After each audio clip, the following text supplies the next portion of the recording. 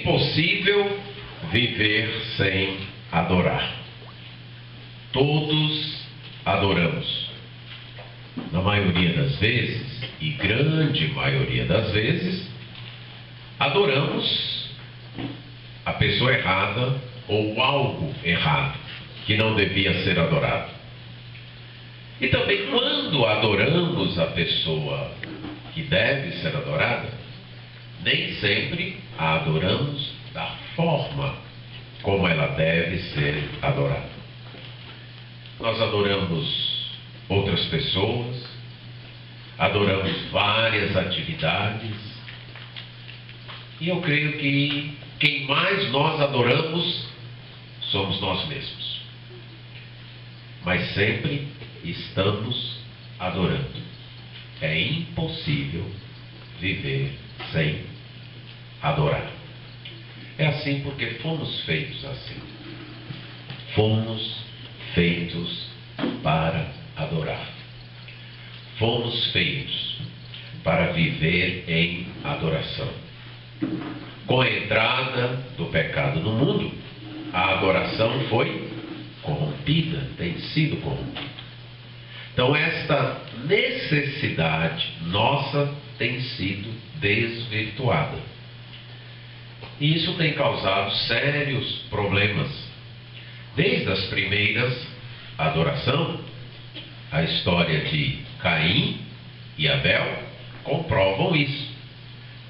Como nem sempre adoramos, apesar da nossa necessidade de adorar, nem sempre adoramos da forma correta. Tratando da adoração dos santos, hoje à noite eu gostaria de destacar a verdade que essa adoração dos salvos deve refletir a natureza de Deus. Que de fato nós só adoramos a Ele quando nossa adoração reflete a natureza dele.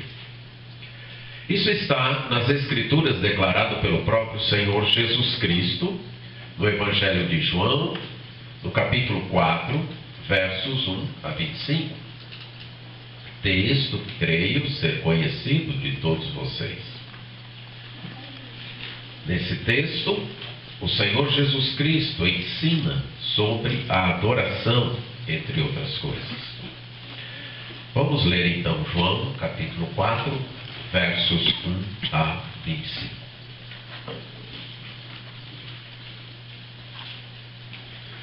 Quando, pois, o Senhor veio a saber que os fariseus tinham ouvido dizer que ele, Jesus, fazia e batizava mais discípulos que João, se bem que Jesus mesmo não batizava e sim os seus discípulos, deixou a Judéia, retirando-se outra vez para a Galiléia.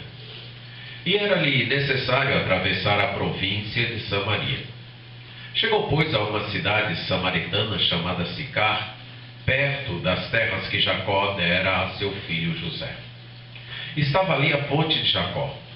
Cansado da viagem, assentara-se Jesus junto à fonte por volta da hora sexta. Nisto veio uma mulher samaritana tirar água. Disse-lhe Jesus: dá-me de beber. Pois seus discípulos tinham ido à cidade para comprar alimentos. Então lhe disse a mulher samaritana: como, sendo tu judeu, pedes de beber a mim, que sou mulher samaritana? Porque os judeus não se dão com os samaritanos. Replicou-lhe Jesus: se conheceras o dom de Deus, e quem é o que te pede, dá-me de beber, tu lhe pedirias e ele te daria água viva. Respondeu-lhe ela: Senhor, tu não tens com que tirar, e o poço é fundo. Onde, pois, tens a água viva? És tu, porventura, maior do que nosso pai Jacó, que nos deu um poço, do qual ele mesmo bebeu, e bem assim seus filhos e seu gado? Afirmou-lhe Jesus: quem beber desta água, tornará a ter sede. Aquele, porém, que beber da água que eu lhe der, nunca mais terá sede. Pelo contrário, a água que eu lhe der será nele uma fonte a jorrar para a vida eterna. Disse-lhe a mulher: Senhor, dá-me desta água, para que eu não tenha mais sede, nem precise vir aqui buscá-la. Disse-lhe Jesus: vai, chama teu marido e vem cá. Ao que lhe respondeu a mulher: não tenho marido. Replicou-lhe Jesus: bem disseste, não tenho marido. Porque 5 maridos já tiveste, e esse que agora tens não é teu marido. Isso disseste com verdade. Senhor, disse-lhe a mulher, vejo que tu és profeta. Nossos pais adoraram neste monte. Vós, entretanto, dizeis que em Jerusalém é o lugar onde se deve adorar. Disse-lhe Jesus: mulher, podes crer que a hora vem, quando nem neste monte, nem em Jerusalém adorareis o Pai. Vós adorais o que não conheceis, nós adoramos o que conhecemos, porque a salvação vem dos judeus.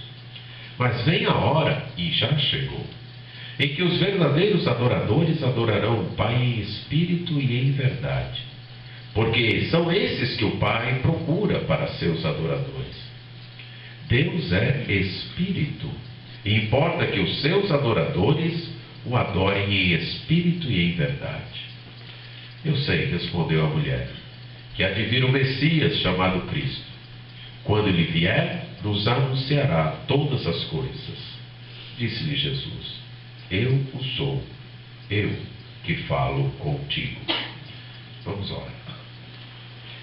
Pai eterno, precisamos da tua ação para que a tua palavra diga o que ela realmente diz às nossas vidas e possa produzir o efeito que o Senhor planejou. Isso nós pedimos em nome de Jesus. Amém. Amém. Suponha que eu quisesse homenagear 2 amigos, colegas pastores, aqui presentes até. Vou pensar no pastor Israel, no pastor Marcos Perim. E eu quero homenageá-los, quero do fundo do meu coração homenageá-los. Sabendo que eles gostam de futebol, eu vou numa loja de artigos esportivos. Eu quero comprar uma camisa de um time para cada um deles. Eu fico ali pensando, olhando, e de repente eu vejo uma camisa. Eu vou homenagear o pastor Israel com essa camisa. Uma camisa branca, com uma listra atravessada preta e um emblema da Cruz de Malta, mais ou menos aqui em cima. É uma camisa cara, muito cara, apesar de segunda, mas é cara a camisa. Eu vou homenagear o pastor Israel com essa camisa. Agora falta do pastor Marcos Perim. Aí eu me deparo com a mais bela das camisas, uma camisa verde, com P aqui no peito, certo? E por ser a camisa do melhor time do mundo, é muito mais cara. Eu preciso vender o meu carro para comprar essas 2 camisas.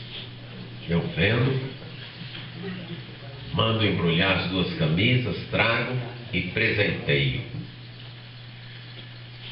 Os que riram por conhecerem o mau gosto desses 2 colegas quanto a time de futebol, sabem que, apesar de toda a boa vontade do meu coração e do grande dinheiro que gastei, eu não iria homenageá-los. Não iria homenageá-los. Certo? De modo que a homenagem depende da natureza do homenageado e não de quem homenageia, e não da intenção, boa vontade de quem homenageia. Então isso é o que ocorre na adoração.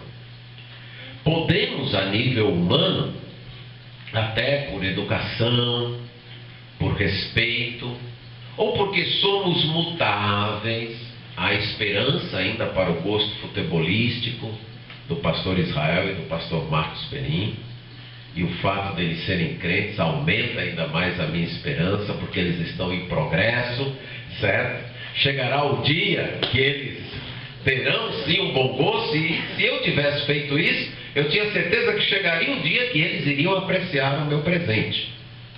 Mas isso não ocorre com respeito a Deus, porque Ele é imutável. Ele não muda em sua natureza.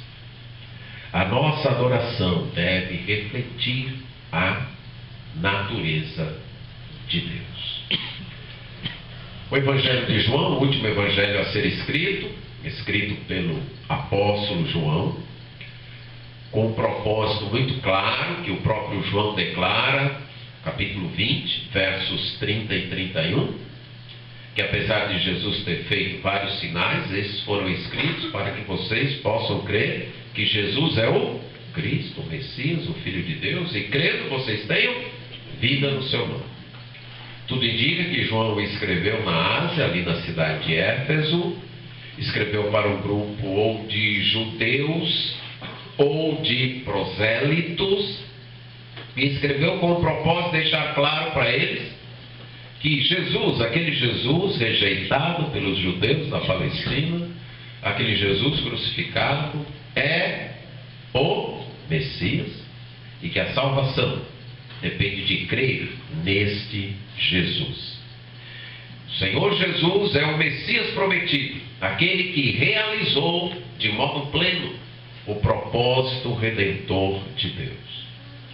Ele faz uma introdução, capítulo 1, versos 1 a 18, quando ele apresenta Jesus como o Logos, a comunicação, a revelação de Deus.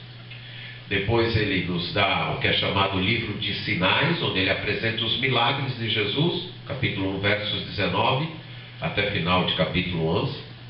Então o livro chamado livro da glória, que vai no capítulo 12 até o capítulo 20, e há um apêndice no capítulo 21, onde creio que João escreveu para corrigir um pensamento que estava errado na sua comunidade.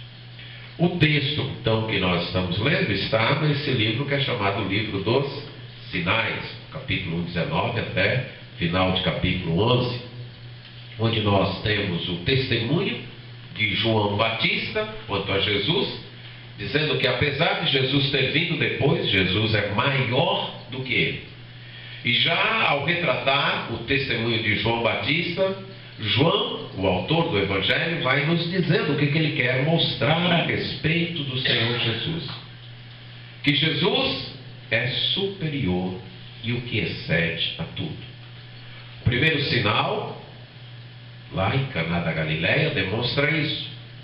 E nessa parte do livro nós temos o que é chamado um inclusio, um emolduramento, onde João então, através da mesma localidade, uma técnica narrativa muito utilizada pelos autores da Bíblia, de várias maneiras, mas João escolhe a questão geográfica. Capítulo 2 até final de capítulo 4, no início nós temos um milagre em Caná da Galileia, e no final do capítulo 4, outro milagre em Caná da Galileia. E nessa moldura desses dois milagres na mesma cidade, João então nos mostra como Jesus supera, ultrapassa tudo o que havia sido dito antes.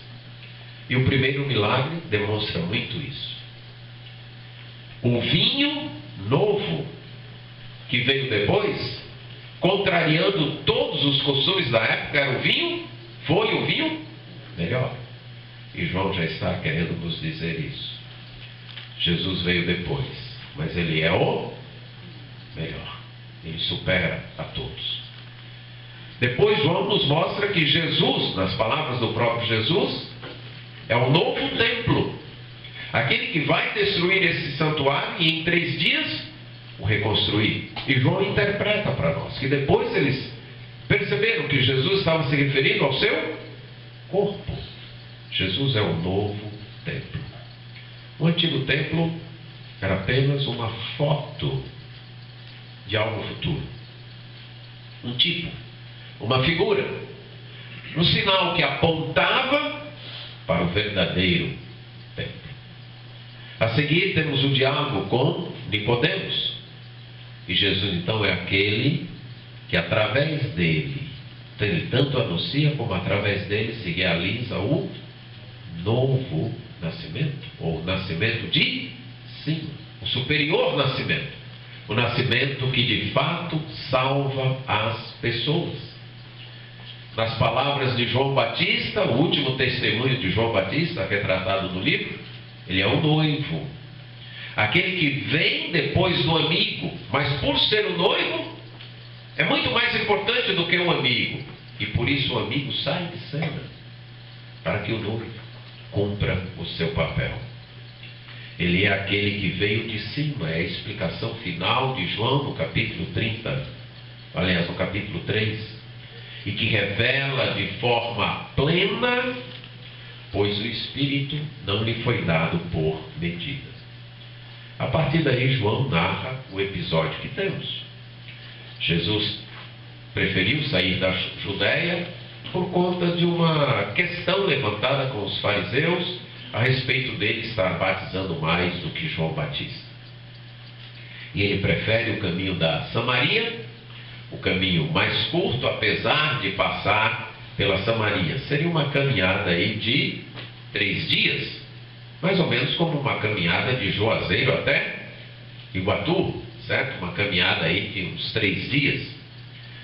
A Samaria não era bem vista pelos judeus. Houve a divisão do reino, onde eles abandonaram a dinastia davídica e abandonaram o templo. Abandonaram as 2 casas ordenadas e estabelecidas por Deus. A casa davídica e a casa da adoração, a casa do templo. E decidiram ter uma outra dinastia, que se tornaram várias dinastias, e outras casas para adoração, em Betel e em Dan. Depois, houve o exílio. E outras pessoas foram trazidas para Samaria. Depois, os próprios samaritanos, alguns samaritanos foram trazidos para poder ajudar na adoração ali, já que na interpretação dos dominadores da terra, os deuses estavam irados. E aí começa uma mistura racial e uma mistura cultica também, uma mistura religiosa, uma mistura de adoração. Se as coisas já não andavam bem entre o sul e o norte, entre a Judéia e a Samaria, agora eles se complicam ainda mais.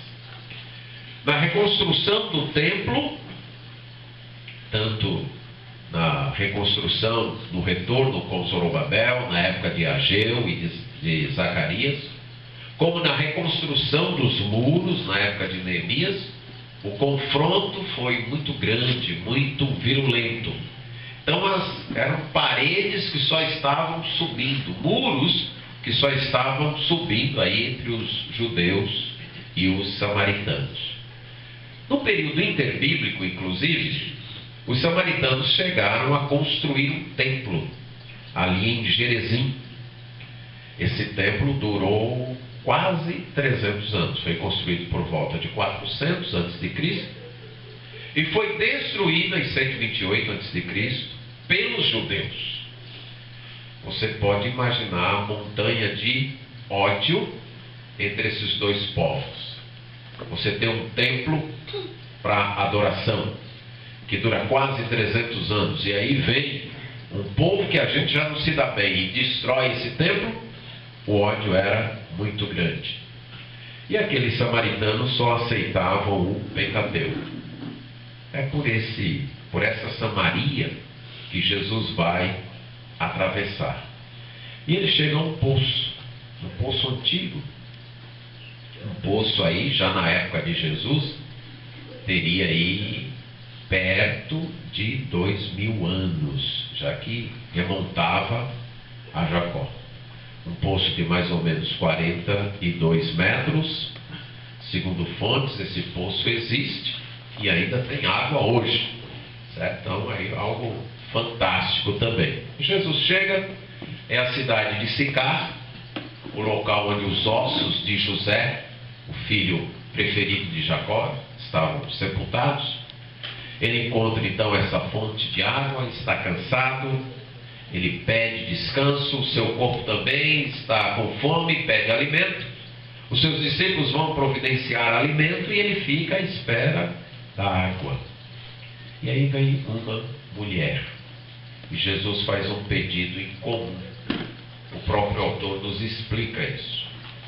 Literalmente, quando ele diz, porque os judeus não se davam com os samaritanos, a frase é: eles não usam os mesmos vasos, ou se fosse na nossa linguagem, eles não comem no mesmo prato. Estão tão mal que não comem no mesmo prato. Qualquer judeu religioso que entrasse em contato com um samaritano seria considerado alguém contaminado, alguém impuro. E ela, além disso, era uma mulher. Os judeus não permitiriam que seus filhos casassem com uma samaritana. Mas não era também qualquer mulher. Era uma mulher que já estava no 6º homem em seu relacionamento.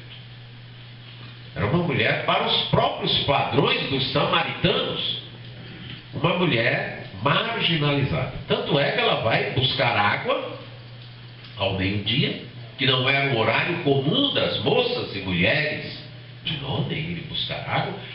Normalmente elas iam em conjunto, iam todas juntas, ou logo cedo da manhã, com o sol ainda frio, ou à tarde.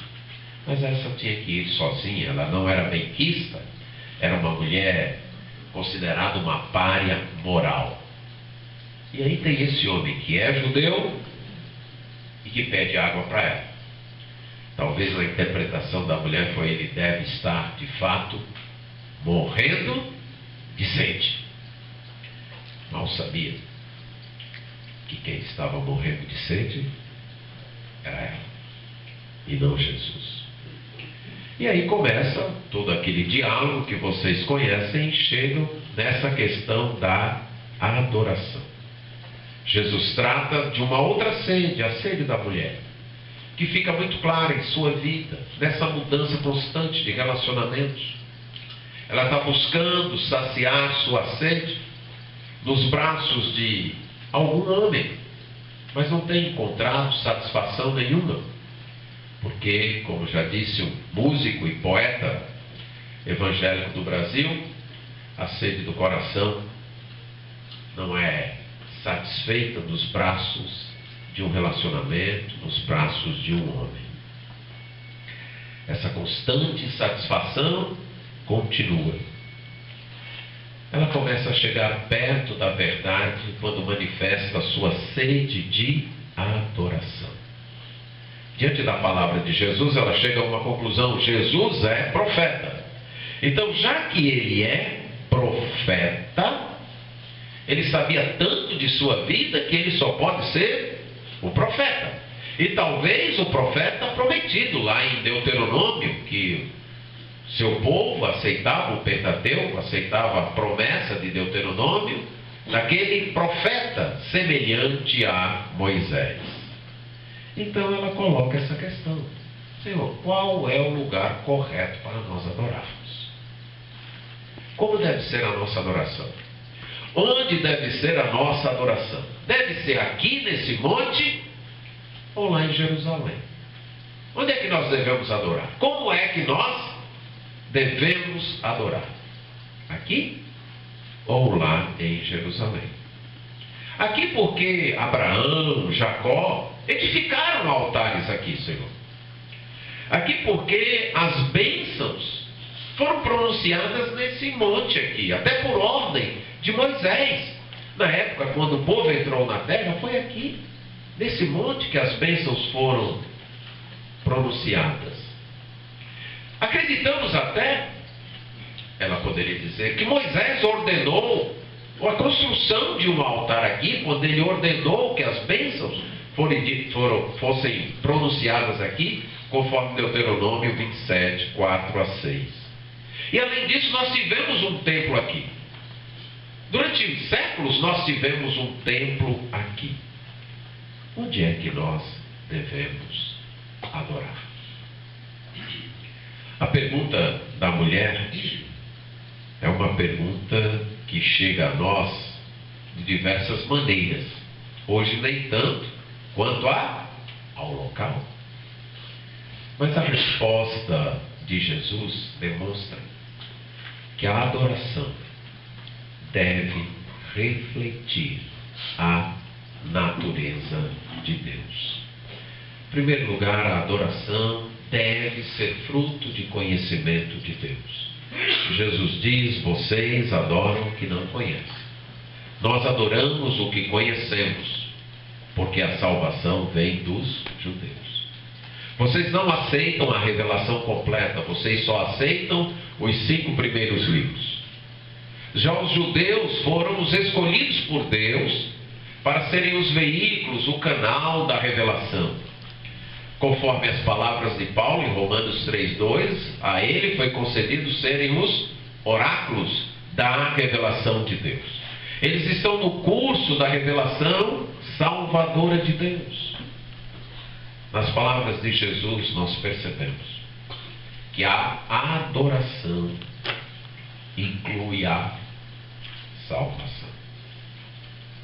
O tema, a adoração dos salvos, é muito apropriado e reflete isso. A adoração inclui a salvação. Os judeus, então, até então, Jesus mostra para a mulher que, como os samaritanos adoravam, ou sem conhecer, não tinham o conhecimento, os judeus tinham até então. Por quê? Porque eles tinham a revelação e eles foram os veículos de Deus para trazer a salvação. O modo da revelação na antiga aliança, naquela dispensação, fora revelado aos judeus. Adorar a Deus inclui conhecer a revelação salvadora de Deus pelo canal que Ele, pelo meio que Ele estabeleceu. Porque Deus se faz conhecido através da sua salvação, da realização da sua salvação. Os nossos embates sobre a adoração, precisamos tomar cuidado para não deixar que as questões quanto à adoração encubram o testemunho que temos de dar sobre a salvação. Fomos chamados para anunciar o Evangelho do Senhor Jesus Cristo. Fomos chamados para proclamar ao mundo perdido a salvação. Anunciar o Messias que salva, o Messias que resgata, o Messias que transforma. Vamos tomar cuidado para não permitir que outras questões tirem essa missão do nosso coração, ou produzam um desgaste tal entre nós, que talvez não venhamos fazer outra coisa do que debater isso e deixar de cumprir o nosso propósito: proclamar a salvação. Essas questões têm sim o seu lugar, são necessárias, mas devemos dar a elas a devida medida, lembrando o nosso papel aqui. Jesus não permitiu que a disputa quanto ao local da adoração o impedisse de evangelizar aquela mulher considerada uma pária moral, tanto por judeus como por seu próprio povo, os samaritanos. A adoração deve refletir o caráter de Deus. E esse Deus é salvador. Esse Deus ama pecadores. Esse Deus busca pecadores. Esse Deus é compassivo. Esse Deus veio ao mundo que o rejeitou para salvar. Esse Deus, na pessoa de Jesus, empreendeu uma caminhada e sentou-se à beira de um poço e entabulou uma conversa com uma mulher desprezada, de má fama, porque entendia que são pecadores transformados pelo Evangelho, pela salvação, que adoram a Deus. Não vamos permitir que o nosso coração perca isso de vista. Adoramos o Deus que salva, o Deus que quer salvar, o Deus que ama pecadores desprezados. Esse é o Deus que nós proclamamos adorar. Nossa adoração deve refletir isso. De modo que evangelizar é uma forma de adoração particular. Ir atrás das pessoas, entabular conversas com elas, sujeitar-se inclusive a ser mal interpretado pelos outros, como pelos próprios discípulos, que quando chegaram, ele está conversando com uma mulher e não é qualquer mulher, não. Isso é adorar. Buscar pessoas é adorar. Evangelizar é adorar. Amar pecadores como Jesus ama, como Deus ama, é adorar. Sujeitar-se aos desentendimentos deles. Jesus começa falando de uma água que a mulher não entende errado. Tem outros interesses, mas nem por isso Jesus desiste dela. Jesus sabia que ela era uma mulher de má fama, mas ele era uma alma a ser alcançada, uma alma a ser salva. E foi através dela, e aqui nós temos uma ironia em João, entre as muitas que João declara. Lá na Samaria, ele foi reconhecido como o Messias. Nem na Judéia, em Jerusalém, e nem na Galiléia, o lugar onde ele nasceu, mas exatamente na Samaria. E através do testemunho de uma mulher que era uma pária moral. Adoramos quando evangelizamos com esse amor, quando proclamamos esta salvação. Não vamos perder isso de vista. Foi porque outros adoraram assim que hoje nós estamos aqui. Não é verdade? Foi porque alguns adoraram a Deus assim que nós estamos aqui. Não vamos perder isso de vista. Vamos conhecer as Escrituras. Outra forma de adorar. O conhecimento da Bíblia. O conhecimento das Escrituras. O conhecimento meditativo na Bíblia, o conhecimento contemplativo. Talvez você enfrente as mesmas lutas que eu enfrento, de no meio de tantas atividades e necessidades das pessoas, achar que o tempo que nós chamamos de devocional, aquele tempo da meditação das Escrituras para o nosso alimento, aquele tempo de estar aos pés de Jesus, simplesmente para aprender, para ouvir, não planejando um serviço, não tentando arrumar um jantar, não tentando achar os pontos de um sermão, não, mas estar como Maria, aos pés de Jesus para aprender. Se você tem um temperamento semelhante ao meu, você pode até achar que isso é perda de tempo. Tanta coisa para fazer aí fora. E a gente gastando tempo aqui, meditando.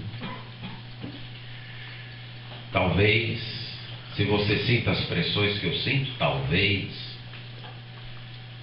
pressões mundanas e carnais do tipo: eu tenho valor pelo meu desempenho, eu tenho valor pela minha utilidade, o que me faz ter valor é a minha produção, é a quantidade de atividades que realizo, é a quantidade de conferências que faço por ano, é a quantidade de pregações, é a quantidade de programas que a minha igreja realiza e que eu estou à frente, a quantidade de aulas que eu dou, a quantidade de evangelismos que eu faço. Isso é salvação por obras. É encontrar nosso valor diante de Deus com base nos meus méritos, nas minhas realizações. Nós temos valor não por causa daquilo que nós fazemos, mas por causa daquilo que Deus fez por nós. Ele nos criou. Ele enviou o seu Filho para morrer na cruz por nós. O nosso valor reside nisso, e somente nisso. Enquanto estivermos encontrando nosso valor, nossa identidade, no desempenho, na posição que ocupamos, nos cargos que já ocupamos, nós estaremos negando o Evangelho da Graça. Talvez pregando o Evangelho da Graça e vivendo um Evangelho muito sem graça, ou até da desgraça. De nos compararmos, de nos avaliarmos, cheios de insatisfações e de frustrações, talvez por não termos sido reconhecidos como achamos que deveríamos ter sido reconhecidos. Mas quando, tal qual Jesus, entendemos, como ali em João 12, de onde eu vim, qual o meu propósito aqui e para onde eu vou, fica muito fácil tirar a túnica, colocar o avental de escravos e lavar os pés uns dos outros. Mas enquanto nós acharmos que o nosso valor depende de desempenho, depende da honra que os homens nos dão, dependem da posição que ocupamos, depende da consideração das pessoas, não seremos adoradores. Não seremos. Seremos Marta, estressadas, tentando preparar um jantar, deixando enquanto servimos a amargura dominar o coração, a ponto de se queixar para Jesus. Jesus não está vendo não, Maria aí nos teus pés, enquanto eu me acabo aqui.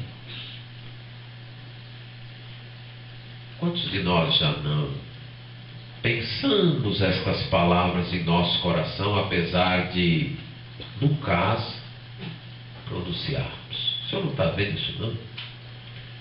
Eu estressado, acabado, me esfaldando, me acabando, e os outros aí, Senhor? E aí, o senhor não está vendo isso não?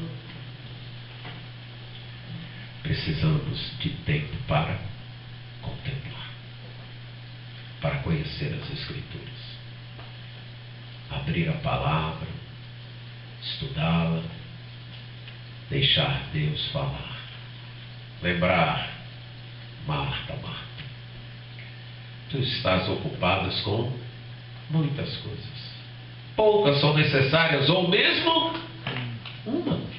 uma. E Maria escolheu a melhor parte, essa não será tirada. Conhecer as Escrituras no sentido contemplativo, alimentar nossa alma, fazer das Escrituras um encontro com Deus. Isso é adorar. deixarmos a Bíblia falar ao nosso coração. Deixar a Bíblia nos alimentar. Isso é adoração individual. Jesus continua dizendo para a mulher, e aí ele demonstra que agora a adoração é mediada por ele. A hora vem, quando nem nesse monte nem em Jerusalém adorareis o Pai. Vai chegar a hora, vai chegar o momento. E ainda mais na frente ele diz, vem a hora e já chegou. Aqueles que têm se inteirado um pouco da teologia de João e a teologia do Novo Testamento, especialmente no esquema já e ainda não, podem compreender essas palavras de Jesus, que ele ficam muito claras no capítulo 5, versos 25 e 28, quando ele diz, em verdade vos digo que vem a hora e já chegou, em que os mortos ouvirão a voz do Filho do Homem, e os que ouvirem viverão. E no verso 28, não vos maravilheis disso, porque vem a hora em que todos os que se acham nos túmulos ouvirão a sua voz e sairão. Esquema aqui, a gente pensa na promessa no Antigo Testamento, em tudo que foi prometido para a realização da salvação de Deus, todos aqueles anúncios sinalizando como você está numa estrada e vários marcos, várias placas de sinalização, faltam tantos quilômetros, faltam tantos quilômetros, faltam tantos quilômetros, até que chegou. Chegou o Messias, chegou o prometido, chegou o descendente da mulher, chegou o descendente de Abraão, chegou o descendente de Judá, o descendente de Davi, chegou o Filho do Homem, chegou aquele que é o templo, o tabernáculo, chegou aquele que incorpora e cumpre a lei, ele chegou. Só que também ainda vai chegar. Ele chegou. Ele trouxe. Mas trouxe apenas as primícias. Então já chegou a hora em que uma certa ressurreição ocorre, que é a ressurreição espiritual. Mas ainda não chegou a hora da ressurreição final. À luz desse uso que João faz desta expressão, nós podemos entender o que Jesus está dizendo para a mulher samaritana. Olha, a salvação vem dos judeus, e eles estão certos em adorar em Jerusalém. Lá é o local onde se deve adorar agora. Mas a hora vem e já chegou em que esta adoração ficou para trás. O templo sinalizava, apontava para um outro templo. O templo, inclusive, foi feito desde o tabernáculo lá com Moisés, conforme as plantas da matriz do modelo celestial que Deus mostrou a Moisés. Lá em Êxodo, é claro, o autor de Hebreus vai referir-se a isso. Em Apocalipse, praticamente declara isso. Há um templo lá, que é aquele refletia. Mas agora chegou o templo verdadeiro, o Senhor Jesus Cristo. Então vem a hora, e esta hora já chegou, em que o templo está aqui, o novo templo, como ele diz no capítulo 2, versos 19 a 22, em que aquele que é a ressurreição e a vida, como ele disse em 11:25, já está aqui. Aquele que então traria o Espírito Santo, que usando uma linguagem bem semelhante a que ele usou da água para a mulher samaritana no capítulo 7, versos 38 e 39. Quem crer em mim, como diz a Escritura, do seu interior fluirão rios de água viva. Isso ele diz com respeito ao Espírito que havia de receber os que nele crescem, pois o Espírito até aquele momento não fora dado, porque Jesus não havia sido glorificado. Vem a hora, e já chegou, onde esta água então do interior vai fluir para um novo estilo de adoração, uma nova etapa de adoração, uma nova dispensação da adoração. Jesus Cristo então media esse complemento da revelação de Deus. Os verdadeiros adoradores, e aí a gente pode pensar na linguagem que João faz disso. Jesus é a verdadeira luz. Jesus é o verdadeiro pão. Jesus é a videira verdadeira. E João está fazendo alusões ao Antigo Testamento. Ao verdadeiro pão, claramente ele está contrastando com o maná. Porque o maná era um pão falso? Não. Era um pão sombra. O pão realidade ainda viria. Então era um pão sim, não era falso nesse sentido de mentiroso. Mas não era a realidade final. A realidade final ainda viria. E nesse estilo então o templo, Israel como videira, a escada de Jacó que ele viu e Jesus fala com Natanael, vereis os céus abertos e o Filho do Homem então ligando o céu à terra. A adoração verdadeira então é mediada através de Jesus Cristo. Adorar é ter um relacionamento com Jesus. Isso é adorar. Chegar a Deus através de Jesus Cristo. Cultivar esse relacionamento. Cultivar esta vida com Jesus é adorar. Então Jesus diz, vem a hora, e já chegou, em que os verdadeiros adoradores, em que os adoradores que não apenas não são adoradores falsos, mas são adoradores que avançaram além das sombras, que avançaram além das promessas do Antigo Testamento, vão adorar o Pai em espírito e em verdade. Esses genuínos adoradores vão adorar o Pai em espírito e verdade. A palavra espírito no Evangelho de João é utilizada no sentido de vento. O vento sopra onde quer. A nossa tradução vento é a palavra espírito. É utilizada para a parte interior, especialmente de Jesus, e Jesus agitou-se em seu espírito. Na maioria das vezes é utilizada para o Espírito Santo, a terceira pessoa da Trindade. Mas no caso aqui, é usada para um atributo de Deus. E como é que a gente sabe disso? Porque Jesus disse que é assim. Deus é Espírito. Então ele não está dizendo que Deus é vento, nem que Deus tem um espírito interior, porque Deus é Espírito. E você lembra da linguagem de João na carta? Deus é amor, Deus é luz. Então ele está falando de um atributo de Deus que deve então dirigir a nossa adoração. Deus é Espírito e é necessário, tem que ser assim. E aí nós lembramos dessa expressão, é necessário, quando Jesus diz, quando ela é utilizada no Novo Testamento para falar de algo que não pode ser de outro jeito, tem que ser assim. Deus é Espírito e por causa disso é necessário que os adoradores o adorem em Espírito e em verdade. Não mais presos a formas materiais, não mais limitados a lugares, Gerezim ou Jerusalém. Deus é Espírito. Em Isaías 31:3 a palavra faz um contraste então com o que é carne, com o que é material.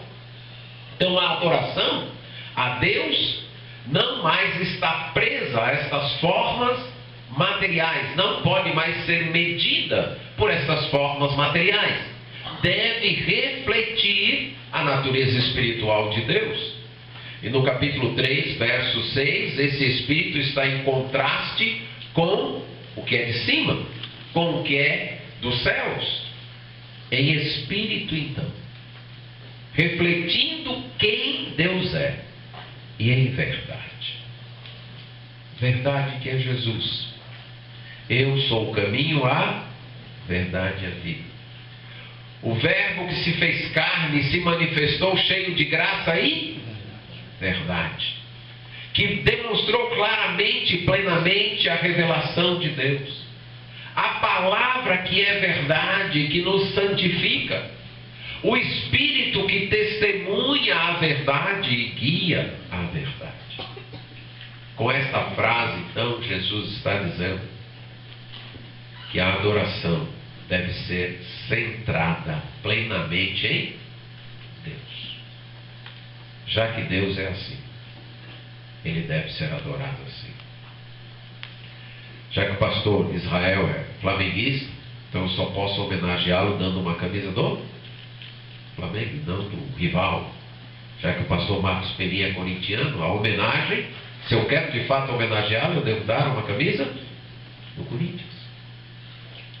Já que Deus é Espírito, Ele deve ser adorado da forma estabelecida por Ele. A adoração não depende do meu gosto, não depende do meu desejo. Ela deve refletir a natureza do adorador. Aliás, do adorado, desculpa. Não do adorador. Ele é que deve ser adorado do modo estabelecido por Ele. Tem que ser assim.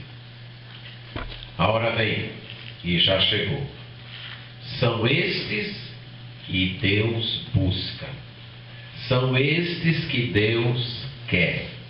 E buscar aqui é esforçar-se para encontrar alguém. Como o homem que procurou as pérolas, a mulher que procurou a dracma perdida.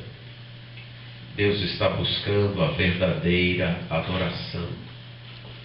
Da mesma forma como Ele buscou os frutos na figueira, ou busca do mordomo a obediência fiel.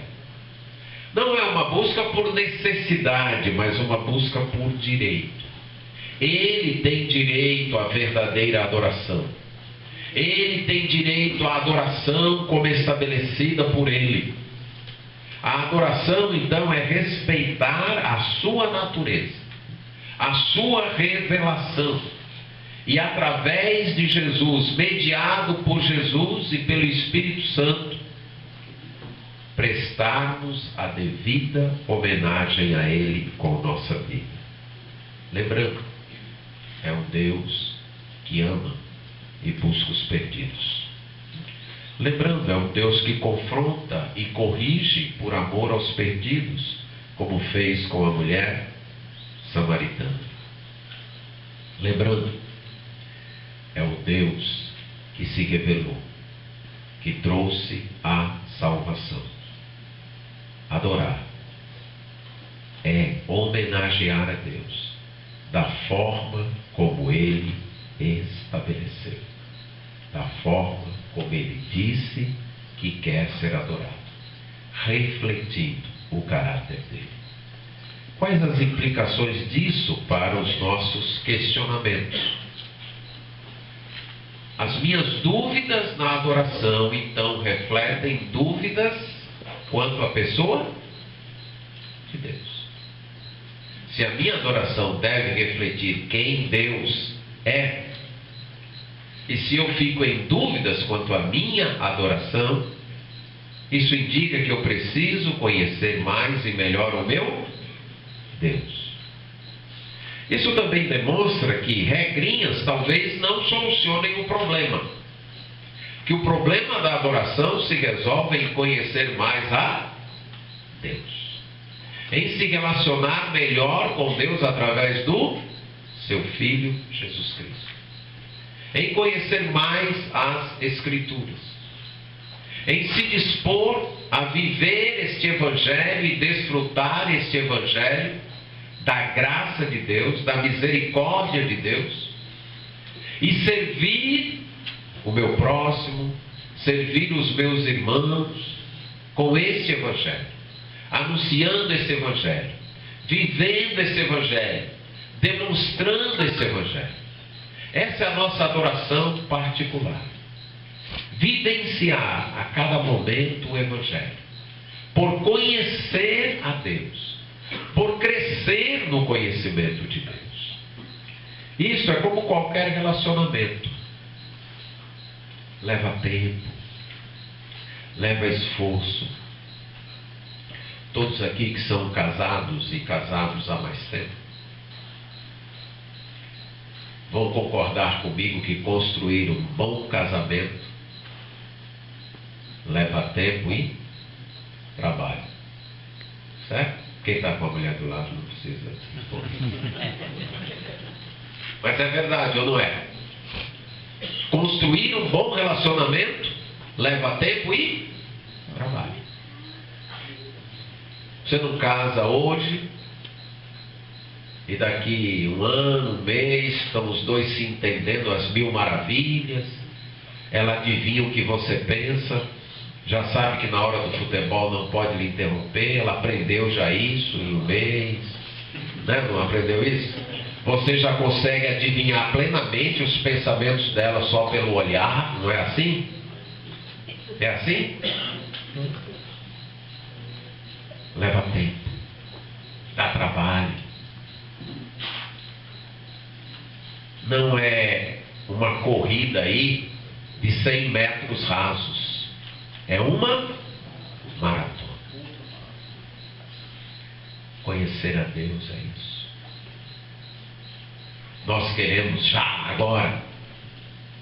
Queremos começar o ministério na igreja hoje e o ano que vem já tem não sei quantos convertidos, discipulado, todo mundo já sabendo pregar, dirigir culto, e que não me deu um pingo de trabalho. Porque senão não está valendo a pena ficar nessa igreja. Não é assim. A nossa vida com Deus, como é? Já atingimos o pique, agora é assim? Cada dia é vigilância, cada dia é esforço. E eu gostaria de dizer para vocês que vai chegar um tempo onde isso não vai ser necessário, mas eu não posso dizer isso. Por quê? Porque não é verdade. Até o último dia aqui será uma vida de alegria, de desfrute, mas uma vida de esforço, de trabalho, de luta, de algumas quedas, de alguns ferimentos, mas de se levantar, de prosseguir.